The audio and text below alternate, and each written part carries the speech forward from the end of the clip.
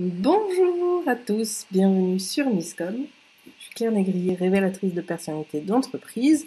Pour ceux qui ne me connaîtraient pas encore, j'accompagne les TPE, les PME, même parfois les grands groupes, les agences de com et surtout les indépendants dans leur communication et leur marketing, de la stratégie au déploiement de leurs outils en passant par la formation.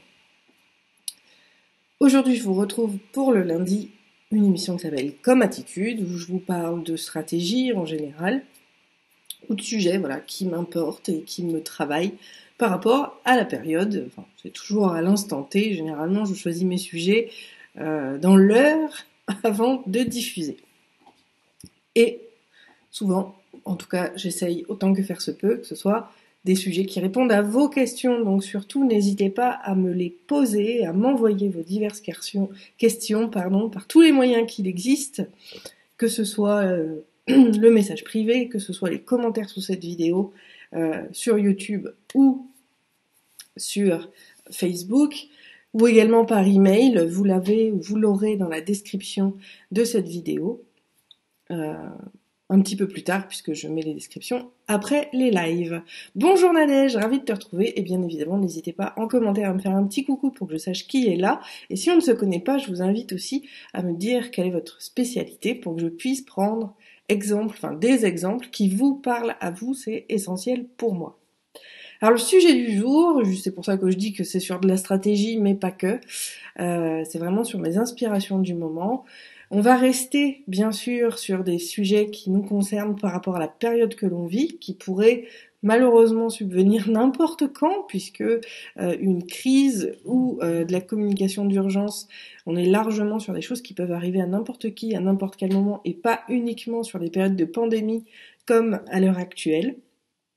Ça peut être dû, à des grèves, que ce soit à la SNCF, pour citer ceux qui ont le plus l'habitude de bloquer un petit peu le pays et nos activités.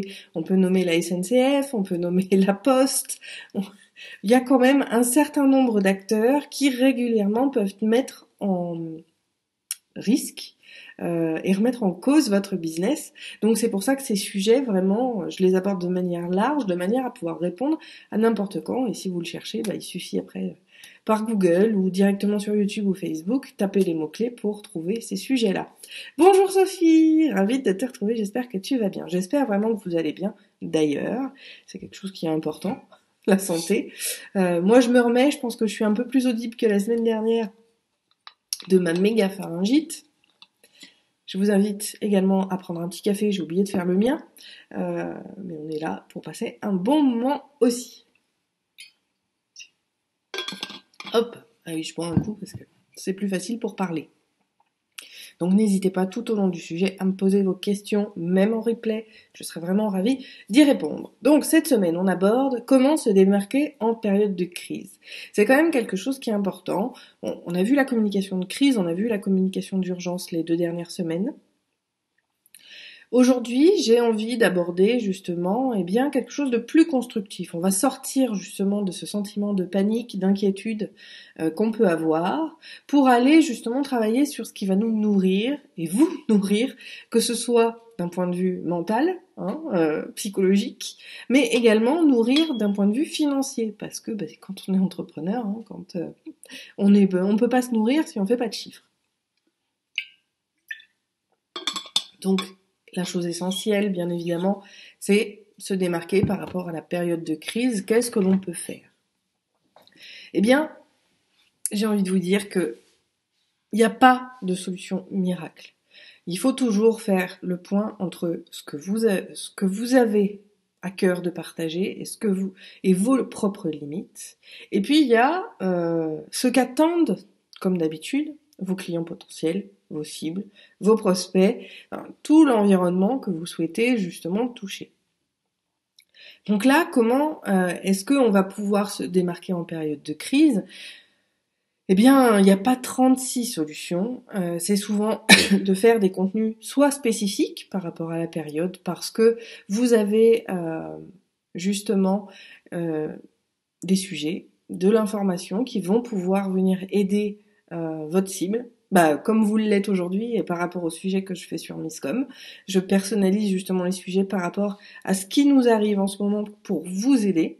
Donc ça, c'est le premier point. Alors ça peut être des vidéos, encore une fois, le gratuit va pouvoir se produire de différentes manières. Prenez celui sur lequel vous êtes le plus à l'aise. Je le répète depuis 2 semaines, vraiment, le côté à l'aise va créer l'impact sur vos supports de communication et donc l'engagement que vous pourrez avoir de vos communautés, qu'il s'agisse d'acheter ou de lire ou de partager. Voilà. Les objectifs vont avoir lieu sur différents niveaux.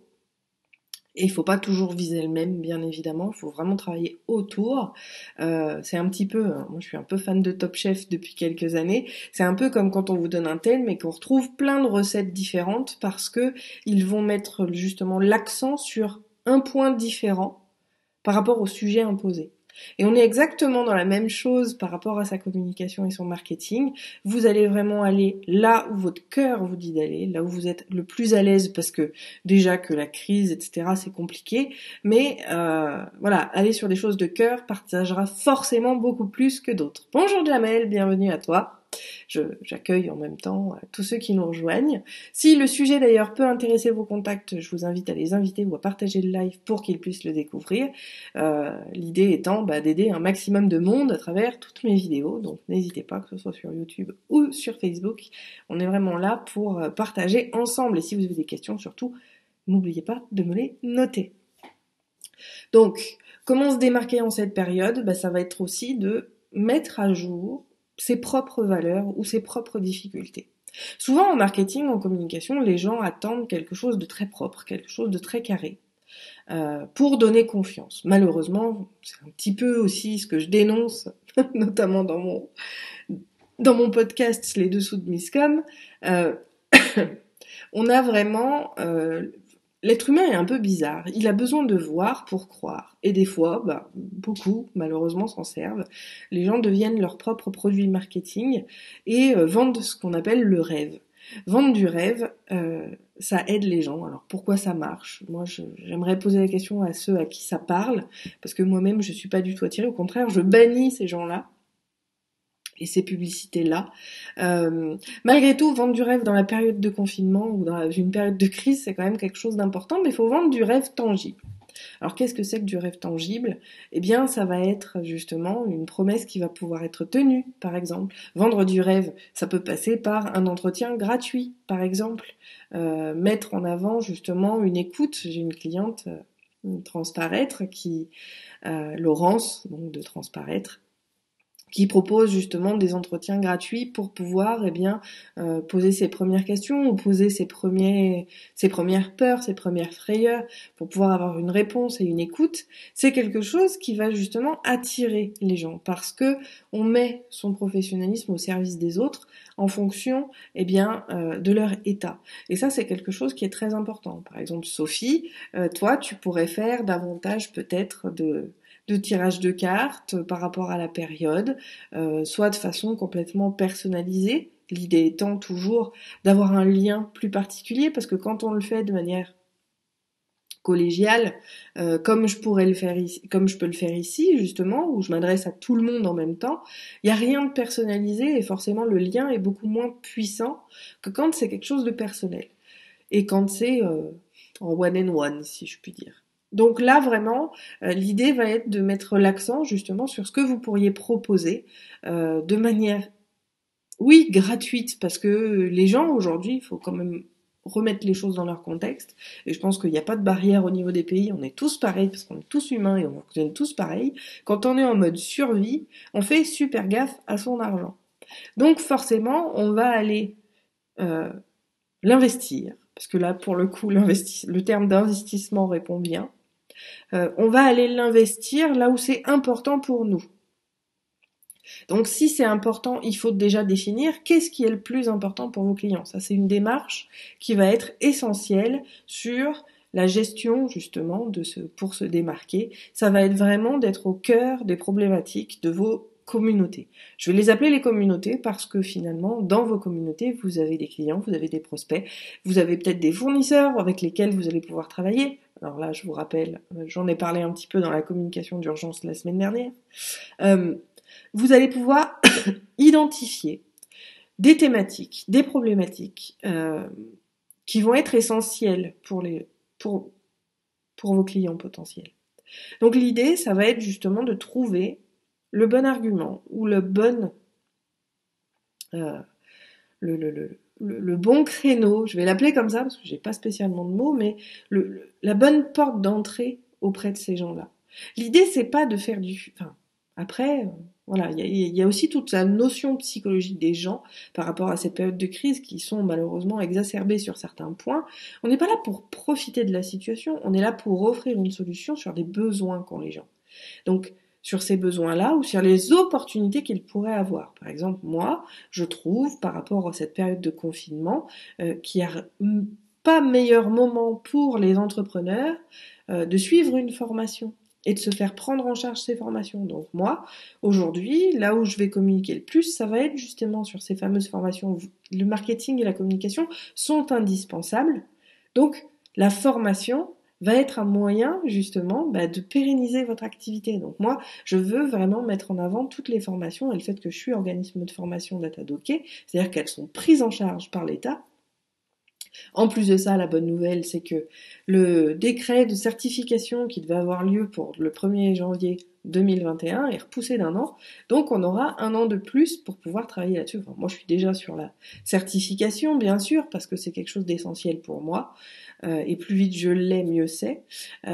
Mais ça n'empêche que du coup, on aura beaucoup plus de souplesse et du coup, on a 2 ans pour pouvoir profiter de ces budgets de formation. Donc pour la France, je vous le rappelle, c'est chaque année un budget qui vous est alloué sur des thématiques soit prioritaires, soit secondaires. Le prioritaire, les budgets vont de 900 à 2000 euros.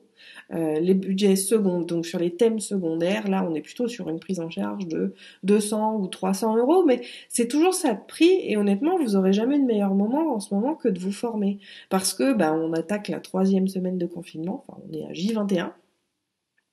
J21, on a passé 3 semaines, donc là on attaque la 4e semaine de confinement. Je pense quand même qu'on marche tous de la même manière et quand on a vu et qu'on a sécurisé un maximum de choses, le budget course, le budget de gestion, l'organisation à la maison avec toutes les personnes qui peuvent vivre dans notre foyer, quand même on met en place des routines, on met en place un certain nombre de choses, donc on peut arriver à voir ce qu'on peut allouer à son entreprise. Et justement, comment se démarquer sur cette période, ça va être aussi un moyen d'être organisé.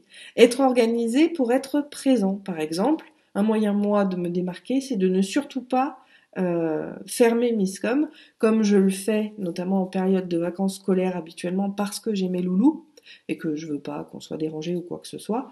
Je trouve essentiel pour moi de maintenir ces lives à 11h parce que c'est un rendez-vous qui peut vous permettre justement de vous organiser, de vous aider, de vous divertir, d'apprendre des choses et ça va créer vraiment le lien avec les gens. Donc, de la même manière, pour répondre à cette question, comment se démarquer en cette période, ça va être d'être présent pour votre audience, quelle qu'elle soit et où qu'elle soit, de manière absolument régulière. Donc là, la régularité, c'est un point de démarcation. Donc c'est toujours, si vous le faites qu'une fois par semaine, c'est toujours le même jour à la même heure. Ou c'est tous les jours à la même heure. Créer une routine n'a jamais eu autant d'importance qu'en ce moment par rapport à ce que l'on vit. Parce que les gens vont attendre votre rendez-vous encore plus de pied ferme que habituellement. Si vous n'en faites pas d'habitude, justement, ça peut être un bon moyen aussi de vous démarquer, c'est de vous mettre à en faire. Alors ces rendez-vous-là, encore une fois, vous avez toute la panoplie des outils de com qui sont à votre disposition. On parlera justement dans les prochains jours de ce qu'il vaut mieux utiliser ou de qu'est-ce qui est le plus simple, peu importe, on verra ça après. Mais en tout cas, par rapport au sujet du jour sur comment se démarquer, créer un rendez-vous avec vos communautés pour rester en lien avec eux.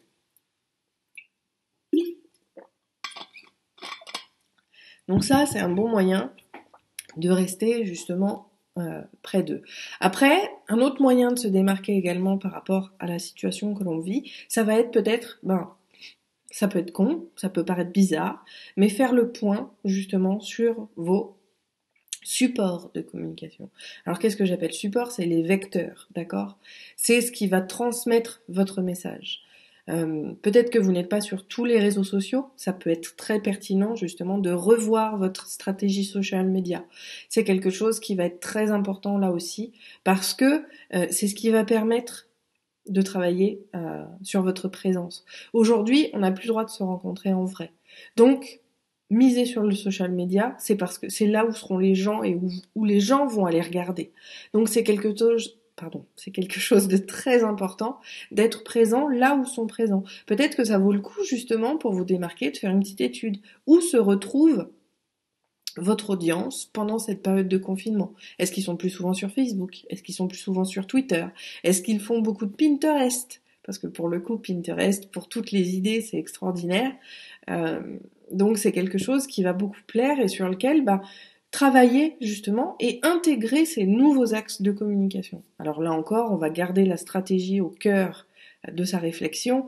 Si on met des choses en place, l'idée c'est de les faire de façon pérenne. C'est-à-dire que ce qu'il ne faut pas, c'est faire quelque chose sur la période de confinement et quand le confinement sera terminé, on va pas arrêter. L'idée, c'est vraiment de penser les choses sur le long terme. On va pouvoir réduire le temps d'intervention si c'est logique et si c'est pensé dans cette logique-là. Par exemple, je sais pas, moi, par rapport à la période de confinement, vous souhaitez, alors, je veux pas non plus me spoiler pour les lives de la semaine, mais vous souhaitez garder le contact vraiment quotidien avec les gens, vous décidez de faire du mail, puisque ce sera un support qu'on verra, qui sera qui peut être très intéressant. Vous pouvez vous décider à faire des lives quotidiens pour garder le lien avec les gens, mais finalement, après cette période de crise, une fois que ce sera passé, une fois que ça ira mieux, peut-être ce sera d'espacer vos mailings. Mais en aucun cas, on va les arrêter, puisqu'il y a une habitude qui se crée, et c'est là qu'on crée le lien avec les gens. L'idée, c'est vraiment de rester connecté à eux, et donc on va pouvoir le faire peut-être moins souvent parce qu'on sera sorti de la situation extrême dans laquelle on est aujourd'hui, mais en aucun cas on va arrêter. Parce que créer du lien, créer des habitudes, créer une attente visuelle, on n'est pas dans une attente de service, on n'est pas dans une attente de produit, on est juste dans une attente de présence. Et cette attente-là, même si on peut la délayer pour être moins offensif et lisser davantage les choses pour que ce soit plus pérenne sur le long terme, il n'empêche que si vous décidez de mettre en place des choses aujourd'hui, il faut que ce soit le cas pour la suite, pour le futur. Donc ça va vraiment être quelque chose d'important pour vous, pour votre audience, de garder ce lien et de faire les choses vraiment réfléchies pour pallier à l'actualité, pour pallier à l'actualité dans 2 mois, dans 3 mois, dans 6 mois, parce que faut rester honnête également, la crise qu'on connaît aujourd'hui, on va engendrer d'autres crises. J'ai déjà abordé le sujet, alors je sais plus si c'était sur ces lives, mais voilà, d'une crise sanitaire, on aura une crise économique, une crise politique, une crise sociale, peut-être tout en même temps ou peut-être à la suite, mais en tout cas, le sentiment d'insécurité risque de perdurer un certain temps, donc il est impératif pour vous de penser les choses vraiment sur le long terme de manière à pérenniser votre entreprise et continuer malheureusement on est réduit là à utiliser le terme de rentrer de l'argent, alors que l'idée c'est simplement de se nourrir nous aussi, et donc c'est important de penser à des solutions qui vont vous permettre justement de garder une activité et de rester en activité. Ça, je dirais que voilà, notre urgence à nous en tant qu'entrepreneurs, ça va être ça, c'est de rester en activité. On ne parle pas de gagner des parts de marché, on ne parle pas d'augmenter son chiffre d'affaires, déjà on va essayer de le maintenir. Et il faut y aller vraiment progressivement parce que sinon on risque de s'essouffler. Une des premières choses qui se passe en communication, en marketing, c'est l'essoufflement. Et c'est ce que je veux surtout pas qu'il vous arrive quand je vous dis de bien réfléchir aux actions de communication que vous pourriez mettre en place et qu'il faut les réfléchir sur le très long terme. Parce que c'est bien ce risque-là qui est majeur par rapport à tout ça, c'est l'essoufflement. C'est finalement de se dire non mais j'en ai marre, c'est pas évident du tout à gérer et c'est pour ça qu'il faut avoir cette réflexion là sur qu'est-ce que je peux accepter, comment je peux le faire aujourd'hui et demain. de manière justement à se démarquer et rester pérenne sur le long terme.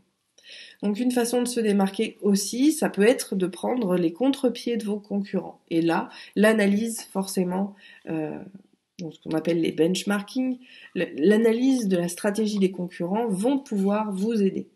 Alors pour le coup, oui, on va parler de concurrence, même si moi je n'aime pas ça, mais sur un marché où on est des acteurs, on est de très nombreux acteurs, il est difficile en période justement de crise, c'est-à-dire où les gens vont vraiment rester focus sur l'essentiel, ça va être de se distinguer des autres, parce qu'on a tendance à forcément tous avoir les mêmes idées, et ça, c'est un fait de société. Je bois un petit coup. C'est un fait de société. On appelle ça des modes à certains moments. On appelle ça... alors, il y en a qui se disent « Ouais, j'ai la merveilleuse idée. » Et en fin de compte, quand on la lance, il y a d'autres personnes qui la lancent en même temps que nous. Parce qu'en fait, ce sont des émulsions sociales. Je ne sais pas trop comment l'appeler. Je sais qu'il y a des termes psychologiques qui le définissent clairement. Mais je ne suis pas psychologue et j'ai pas tout le vocabulaire en tête. Il y a comme ça des modes qui viennent où on est tous à produire la même chose. C'est comme ça qu'on se retrouve avec du podcast qui revient aux forces et tout le monde se met au podcast. Tout le monde se mettait au calendrier, tout le monde se mettait... Voilà. Mais en fin de compte, c'est qu'il y a une émulsion et donc tout le monde se met à faire la même chose en même temps. Donc l'idée, justement pour rester différenciant et se démarquer, c'est de suivre véritablement donc vos concurrents, puisqu'on les appellera des concurrents dans ces moments-là, pour voir ce qu'ils font, et soit pour faire mieux, soit pour faire différent. Ce sera une façon de se démarquer également. Est-ce que j'ai d'autres idées par rapport au sujet? Si vous avez des questions, n'hésitez pas, vraiment. Ça me permet de rebondir et de travailler sur le contenu justement de ce live et des suivants. Mais voilà, pour se démarquer, il faut vraiment rester bien dans ses baskets, bien droit, savoir ce que font les autres pour pouvoir faire mieux ou différent. Et peut-être, ah oui, voilà, ça c'était quelque chose d'important pour moi aussi. Donc vous pouvez aussi varier, comme je le disais, et peut-être créer de nouveaux supports de communication. Et un autre point sur lequel vous allez pouvoir travailler pour vous démarquer, ça va être sur le message. Je vois trop, malheur à Facebook qui m'a targeté comme ça, d'entrepreneurs justement qui sont leurs propres produits marketing et qui mettent en avant rester compétitif ou continuer à gagner de l'argent pendant la crise, etc. Donc là, c'est justement ce que je disais que tout le monde fait pareil. Mais il y a aussi cette notion de rêve, la première notion que j'ai abordée dans ce live-là, où il faut aussi rester crédible. Et finalement, la crédibilité, c'est aussi de partager son propre quotidien. C'est d'arrêter de faire croire qu'on gagne des millions alors que on est tous logés à la même enseigne et que tout le monde aujourd'hui est en baisse d'activité. Ça va être d'être honnête par rapport à la situation. J'ai une cliente par exemple qui me disait oui mais tu vois moi je suis pas bien, je gère mes enfants comme je peux, mais est-ce que vraiment ça vaut le coup c'est pas quelque chose que je peux partager avec ma communauté, donc du coup je suis très silencieuse en ce moment. Voilà, donc il me disait une thérapeute qui se fait suivre, si je dis ça sur les réseaux, je suis plus du tout crédible pour pouvoir suivre. Eh bien pas du tout, par rapport au regard de marketing, on ne peut jamais mieux conseiller ses clients et convaincre ses clients que quand on avoue ses faiblesses ou quand on parle de ses faiblesses. Donc là aussi, j'ai envie de vous dire, une manière de vous démarquer, lâchez-vous la grappe sur le perfectionnisme et le perfectionnisme dans votre marketing et votre communication, hein, pas dans votre domaine. Je vous le souhaite d'être très perfectionniste pour être le meilleur. Mais par rapport à ce que verront les gens, voilà, pouvoir leur parler de ce qui vous arrive en ce moment, par rapport à la situation, par rapport à votre activité qui peut être fermée, par rapport à votre activité qui peut avoir justement de nouveaux produits ou sur lesquels vous essayez d'imaginer des choses. Donc du coup, on a vraiment une opportunité là de remettre justement l'humain au cœur du business et montrer que on est des individus comme tout le monde et on vit la merde comme tout le monde. Et ça, c'est quelque chose qui pour moi est essentiel et doit être dit si jamais vous avez envie de le partager. Là aussi, ne vous forcez pas à faire des choses parce que je vous dis que ça peut être pertinent. Faites-le si vous êtes coincé, partagez votre expérience. Vous pouvez le formuler comme vous l'entendez, bien sûr, mais ne vous retenez pas de le faire si jamais vous vous dites non mais attends, je vais pas être crédible si je parle de ça. Au contraire, ça montre juste que vous êtes humain et que vous n'êtes pas un cordonnier et que vous allez mettre vos compétences au profit de votre propre vie. Et ça, c'est quelque chose qui peut faire sens auprès des gens. Alors, Jamel me dit, Miss, il paraît que les youtubeurs passent tous par une période de déprime après la création. Est-ce vrai et comment gérer? Alors, qu'est-ce que tu entends période de création? Parce que là, moi, j'ai du mal à te suivre.